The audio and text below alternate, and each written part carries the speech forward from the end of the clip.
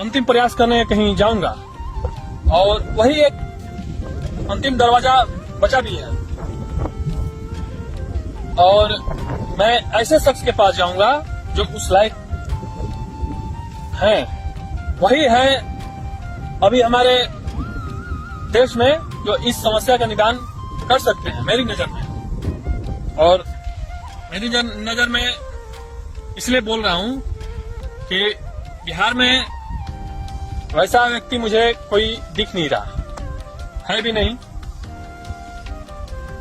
अगर होता ऐसा कोई व्यक्ति या कोई भी नेता या राजनेता या कोई भी इंसान तो अब तक इस संदर्भ में वो भी कुछ बात करता बताता। तो मैं अब वहां निकलूंगा, समय डेट होगा 25 तारीख को। इसी 25 को मैं जाऊंगा उनके पास और वो इस समय के हमारे देश के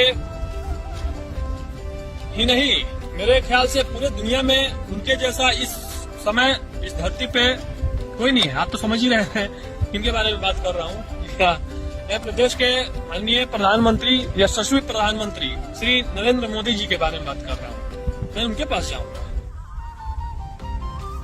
वही अभी है कि इस समस्या का निदान कर सकते हैं, बाकी किसी में क्षमता नहीं है। जैसे कि हमारे बिहार में तो सभी बेईमान लोग ही अधिकतर लोग भरे हुए हैं। तो ईमानदार हैं ऐसा नहीं है, तो ईमानदार है तो पूरी तरह से ईमानदार उनको होना पड़ेगा हर विषय पर, हर संदर्भ पर। खैर ये तो अलग टॉपिक है। तो मैं वहां अपने देश के पीएम के पास जाऊंगा, वही मेरी नजर में है जो इसका निदान कर सकते हैं, क्योंकि उन्होंने आज तक अपने देश के साथ, समाज के साथ कभी खिलवाड़ नहीं किया। मैंने तो नहीं सुना ना देखा, और ये लोग खिलवाड़ करने वाले लोग हैं सीएम जो है। तो इसलिए देखिए मैं वहां भी जा सकता, लेकिन मैं जाकर करूंगा जब सीएम ही, जब ये राज्य का राजा ही खिलवाड़ करता है तो उसके जाने का तो कोई विषय ही नहीं पैदा होता है। इसलिए मैंने देश के प्रधानमंत्री